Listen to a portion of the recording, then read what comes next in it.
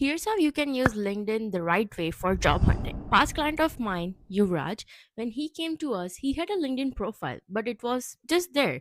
There was no presence, no strategy, no real connections. So at that point, we knew that we had to get right to it. So the first things first, we started optimizing his LinkedIn. So it started with profile section, having a catching headline, having a professional photo on it, about me section, the skills, the experiences. We optimized it in a way that within couple days only, remember just couple days, he was able to see that the profile visits have gone up. So the next step was to make real connections and not just random ads. So we encouraged him to leave thoughtful comments on posts, that way he can engage in different ways. We also asked him to join different groups that were from his field so he could know what's going on, also have a presence on LinkedIn. And that's how he started networking and making real connections on LinkedIn. Then he started reaching out to recruiters using the cold email template. But here's the secret sauce. He was asked to actually personalize it and customize in a way that the recruiters knew that there has been certain efforts that put